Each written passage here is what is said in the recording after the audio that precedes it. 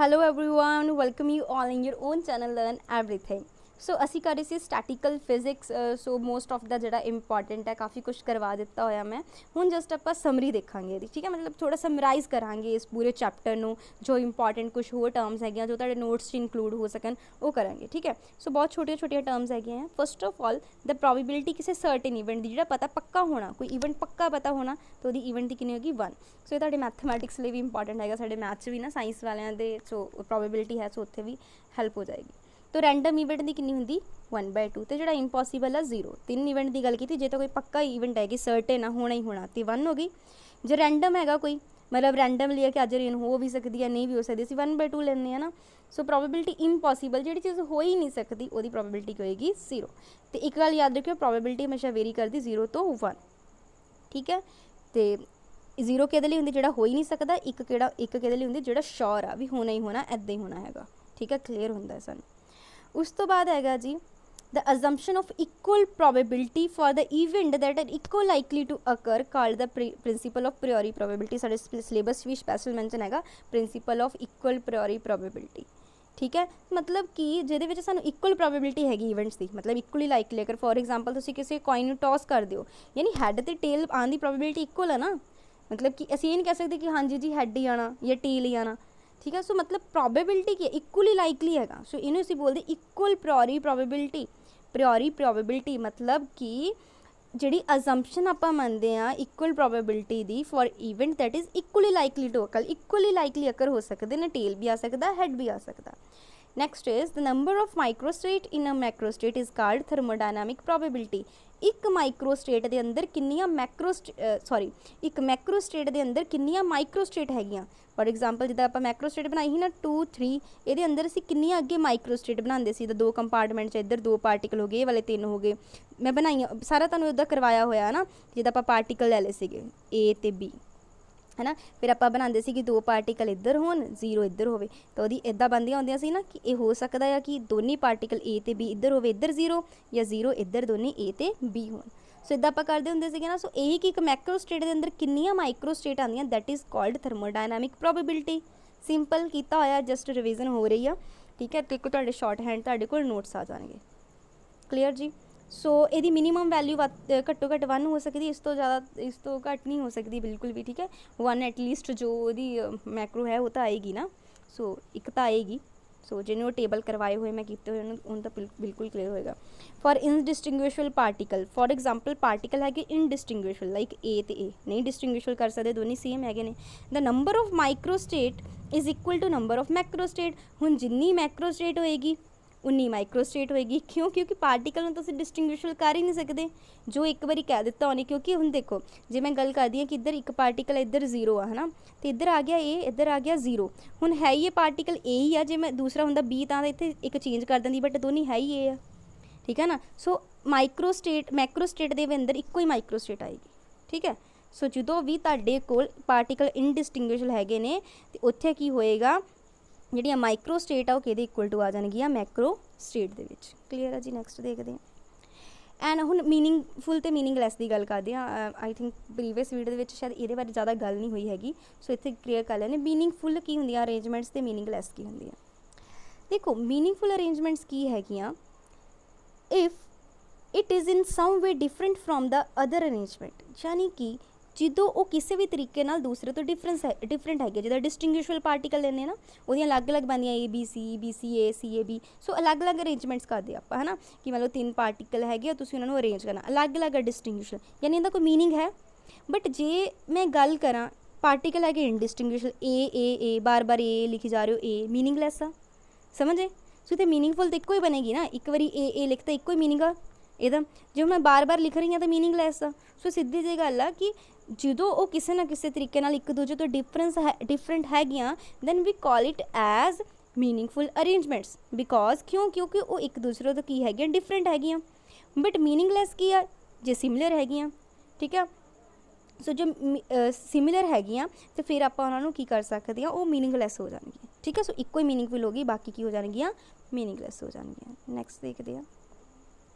ਥਰਮੋਡਾਇਨਾमिक probability depend ਕਿਤੇ ਕਰਦੀ ਹੈ। ਦੇਖੋ फस्ट ऑफ ऑल तो डिपेंड करती है डिस्टिंग्विशबल तो इनडिस्टिंग्विशबल दे, ठीक है ना। हुणी पिछे जे किया कि जो आप इनडिस्टिंग्विशबल पार्टिकल लेने तो माइक्रोस्टेट के बराबर बन जाती मैक्रोस्टेट। तो एक मैक्रोस्टेट च कितनियां माइक्रोस्टेट होंदियां, एक मैक्रो दे विच कितनियां माइक्रो होंदियां, that is called thermodynamic probability. यानी हुण डिस्टिंग्विशबल के केस च की बन गई, इनडिस्टिंग्विशबल के केस कितनी हो गई 1, बट डिस्टिंग्विशबल के केस च अलग आ गए। यानी कि जी थर्मोडायनामिक प्रोबेबिलिटी है वो डिपेंड करती पई है ना पार्टिकल का नेचर किदां दा, वो डिस्टिंग्विशबल है या नहीं है। And next is constraints on the system. Constraints की होंदियां जो कंडीशनस लगाने हैं, तुसीं की कंडीशन लगा रहे हो कि एक कंपार्टमेंट च आनी है, इस कंपार्टमेंट च 2 आने 3 आने, सो वो अकॉर्डिंग ही माइक्रो स्टेट्स बननगियां ना, सो उत्ते भी डिपेंड करदे आ। कंपार्टमेंट किन्ने है ना, तुसीं किन्ने कंपार्टमेंट च डिवाइड करन लई कह रहे हो। जे मैं 3 च कहांगी वो अकॉर्डिंग अलग अलग अरेंजमेंट्स बननगियां, जे मैं सिर्फ 2 च कहांगी वो अकॉर्डिंग सिर्फ 2 बननगियां, सो उहदे ते भी डिपेंड करदा है। And last is number of cell in which the compartments of the space is divide. अगे कंपार्टमेंट दे विच सैल की कितनी डिवीजन हैगी आ, सो 4 चीज़ों का डिपेंड किया, पार्टिकल्स का नेचर किदां दा, कंडीशनस किदां दियां लगाइयां, उत्ते कंडीशनस तो देख लो कि कंपार्टमेंट किन्ने आ ते उहदे विच सैल किन्ने, ठीक है। यानी NI दे अंदर GI किन्नी है। Next is the most probable macrostate. हुण सब तो जी प्रोबेबल मैक्रोस्टेट की होंदी है वो किहड़ी होंदी है, जिहदी प्रोबेबिलिटी की होवे मैक्सिमम। याद रखियो पूछा जा सकदा, मोस्ट प्रोबेबल सब तो ज़्यादा प्रोबेबल होने वाली मैक्रोस्टेट की होंदी जिहदे विच प्रोबेबिलिटी होवे मैक्सिमम, मतलब लगे ये सब तो ज़्यादा मैक्सिमम ये वाली चांसिस आने दे ज़्यादा है, ठीक है। उन्होंने बोलते आपां मोस्ट प्रोबेबल मैक्रोस्टेट, जिहदी प्रोबेबिलिटी सब तो की है ज़्यादा है। Since probability of macrostate is proportional to thermodynamic probability, इन्ना तो पता है ना कि thermodynamic probability directly proportional uh.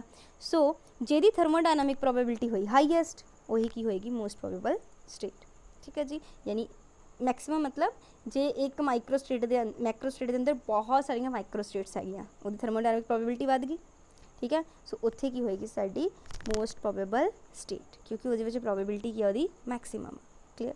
Again thermodynamic probability is equal to number of microstate in macrostate मैं दस चुकी हूँ, therefore most probable macrostate in which maximum number of microstate, ठीक है, जिहदे विच मैक्सिमम नंबर ऑफ माइक्रोस्टेट्स होणगियां।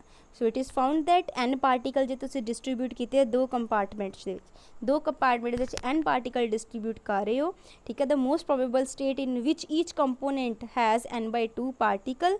सो उन्हें वही दस्सिया कि मोस्ट प्रोबेबिलिटी किहड़ी होएगी N/2। ये इंपॉर्टेंट है, पेपर च पूछा जा सकता, बोलेगा N पार्टिकल ने 2 कंपार्टमेंट च डिवाइड किया, दसो मोस्ट प्रोबेबल स्टेट किहड़ी है, ठीक है। So most probable macro state किहड़ी हो जाएगी N/2 तुसीं देख लो कोई टॉस कॉइन किते हैं ना, कॉइन सुट के तुसीं प्रैक्टिकल करके देखियो किन्ने सारे कॉइन सुटदे हो, had tell most of the वही आएगा जिहदे विच जिन्ने का हैड मतलब कि N/2 मतलब number of total they divide करोगे ना 2, तुसीं तुहाडे कोल वो वाले केसिस आएंगे। इदा बहुत घट होएगा कि सिर्फ एक हैड आया बाकी सारियां टेल, तुसीं 10 सिक्के सुट्टे आ, बहुत घट देखो केस आएगा कि एक हैड होवे बाकी सारे टेल, या एक टेल होवे बाकी सारे हैड। ज़्यादातर तुहानूं उही देखने को मिलेगा, किन्ने सारे तुसीं ना परफॉर्म करके देखियो प्रैक्टिकल, उहदे विच क्योंकि ज़्यादातर तुहानूं सेंटर वाली प्रोबेबिलिटी मिलेगी, ठीक है, जिहदे विच इक्वली अप्रोच करन, यानी क्योंकि दुनिया ते हर एक चीज़ इक्वैलिटी चाहती है, एंड ये भी चीज़ है इक्वैलिटी किते ना किते फॉलो करदी है, ठीक है। सो आई होप तुहानूं ये चीज़ां इस चीज़ रिलेट करके क्लीयर हो गया होगा। Next, for a system contain a large number of particle, जिहदे अंदर बहुत सारे पार्टिकल हैगे आ, ठीक है, उहदे probability of deviation from the most probable state decrease very rapidly. बहुत सारे पार्टिकल, किन्ने सारे पार्टिकल की गल करते, उत्थे जिहड़ी प्रोबेबिलिटी डेविएट होने की, अपनी मोस्ट प्रोबेबल स्टेट तो डेविएट होने की जिहड़ी प्रोबेबिलिटी आ वो डिक्रीज कर जाती है, ठीक है, मतलब डेविएशन इन्नी नहीं होएगी, ठीक है। सो असीं कहांगे जो लार्ज नंबर ऑफ सिस्टम हैगे आ, deviation from the most probable system is highly improbable, मतलब प्रोबेबल नहीं हैगी, इंप्रोबेबल। सो ये तो वधिया है कि एप्रीशिएबल हैगा आ। सो इहदे विच डेविएशन जिहड़ी आ रेयरली बहुत घट होंदी है, ठीक है। सो इस करके मोस्ट ऑफ टाइम सिस्टम जिहड़े किच रहिंदे आ मोस्ट प्रोबेबल स्टेट्स ही रहिंदे, क्योंकि असीं बहुत सारे लार्ज नंबर ऑफ पार्टिकल्स नाल डील करदे आ। जो बहुत सारे पार्टिकल्स हैगे उधर डेविएट होने की प्रोबेबिलिटी की है बहुत घट, ठीक है जी। आई होप तुहानूं क्लीयर हो गया होगा। नेक्स्ट है, consider such a dynamic state in equilibrium if a system is distributed it again tend to go towards the equilibrium. चीज़ां इक्विलिब्रियम वाल आने की कोशिश करदी है ना, ठीक है, because the probability of staying in the disturbed state is very small. कोई भी नहीं डिस्टर्ब स्टेट च रहना चाहता, तो ये भी नहीं रहना चाहते, इस करके ये भी इक्विलिब्रियम आना चाहते हैं। It means that behaviour of system in general representation its properties most probable state. So most probable state ही होंगी जिहदे विच आपां किसी चीज़ दी प्रॉपर्टीज या बिहेवियर भी देखते हैं, ठीक है। ਨੈਕਸਟ ਕੰਸਟ੍ਰੇਨਸ ਕੀ ਹੁੰਦੀਆਂ, ਇਹ ਸੈੱਟ ਆਫ ਕੰਡੀਸ਼ਨ ਹੁੰਦੀਆਂ ਜਿਹੜਾ ਸਿਸਟਮ ਕੋਈ ਵੀ ਓਬੇ ਕਰਦਾ। ਮੈਂ ਤੁਹਾਨੂੰ ਉੱਪਰ ਵੀ ਦੱਸਿਆ ਸੀ ਜੇ ਤੇ ਥਰਮੋਡਾਇਨਾਮਿਕ ਪ੍ਰੋਬੇਬਿਲਿਟੀ ਡਿਪੈਂਡ ਕਰਦੀ ਸੀ ਕਿ ਕੀ ਤੁਸੀਂ ਕੰਡੀਸ਼ਨਸ ਕੀ ਲਗਾ ਰਹੇ ਹੋ। ਫੋਰ ਐਗਜ਼ਾਮਪਲ ਐਨ ਪਾਰਟੀਕਲ ਨੂੰ ਡਿਸਟਰੀਬਿਊਟ ਕੀਤਾ ਦੋ ਕੰਪਾਰਟਮੈਂਟ ਦੇ ਵਿੱਚ, ਉੱਤੇ ਕੰਸਟ੍ਰੇਨ ਲਗਾਤੀ ਕਿ ਦੋਨਾਂ ਦਾ ਪਲੱਸ ਕਿਹਦੇ ਇਕੁਅਲ ਹੋਣਾ ਚਾਹੀਦਾ, ਐਨ ਦੇ। N1 ਪਹਿਲੇ ਕੰਪਾਰਟਮੈਂਟ 'ਚ ਹੈਗੇ, N2 ਦੂਸਰੇ 'ਚ। ਸੋ ਕੰਸਟ੍ਰੇਨ ਕੀ ਹੈ ਕਿ ਤੁਸੀਂ ਉੱਤੇ ਕੀ ਰੋਕ ਲਗਾ ਦਿੰਦੇ ਹੈ ਨਾ। ਨੈਕਸਟ ਅਸੀਂ ਕੁਐਸਚਨ ਕੁਛ ਕੇ ਡਿਸਕਸ ਕਰਦੇ ਹਾਂ ਜੀ। ਇੱਕ ਪੇਅਰ ਆਫ ਡਾਈਸ ਹੈਗਾ ਆ, ਉਹਨੂੰ ਥਰੋ ਕੀਤਾ ਤੁਸੀਂ ਸਾਈਮਲਟੇਨੀਅਸਲੀ, ਪ੍ਰੋਬੇਬਿਲਿਟੀ ਆਫ ਗੈਟਿੰਗ ਦਾ ਸਮ 8 ਆਵੇ ਹੈ ਨਾ, ਜਿੱਦਾਂ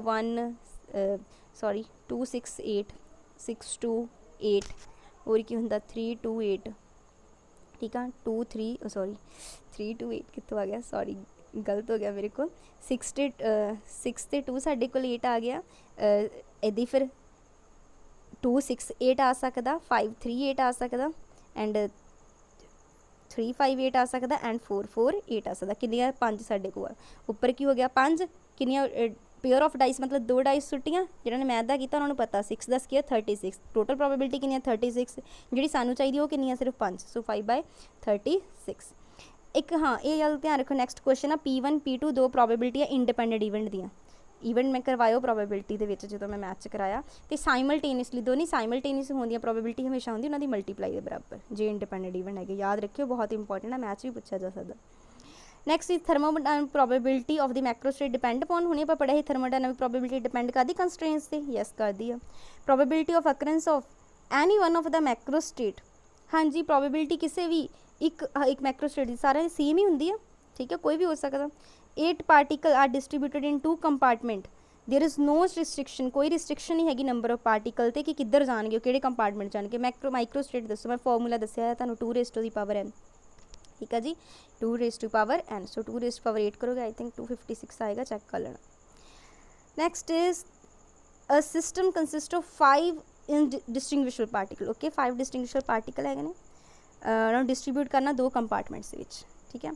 थर्मोडायनामिक प्रोबेबिलिटी ऑफ केड़ी मैक्रोस्टेट 2 ते 3, देखो टोटल कितने तरीके हो जाएंगे, ऊपर तो 5 फैक्टोरियल, नीचे की हो जाएंगे जो 2 वो अपने आप रिपीट कर रहे हो ना, आप डिवाइड कर दीदा होंगे ना 3 फैक्टोरियल, इनू करके देख लो 5 का फैक्टोरियल ओपन करांगे 5 4 इंटू 3 फैक्टोरियल रह जाएगा, 3 फैक्टोरियल कट हो जाएगा, 2 का फैक्टोरियल 2 2 का 4 5 2 का 10, सो कितना आ गया साढ़े कोल 10। ये मैथ ते ही आ 5 डिस्टिंग्विशेबल पार्टिकल से, सो किन्ने तरीके नाल अरेंज करेंगे 5 फैक्टोरियल, नीचे जो 2 आ सेम है ना 2 3 का मतलब 2 पार्टिकल ये वाले तो 3 वही बार बार, सो ना डिवाइड कर दो।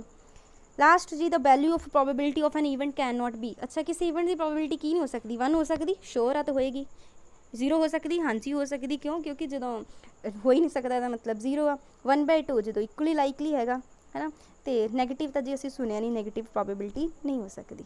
आई होप तुहानूं ये क्लीयर होएगा, जो तुहानूं वीडियो पसंद है प्लीज़ लाइक एंड कमेंट जरूर करिया करो, ठीक है। सो ये क्वेश्चन सारे देख लेना, नोट्स बना लेना एंड लाइक कर देना, नहीं पसंद है तो डिसलाइक कर दो। Thanks for watching the video.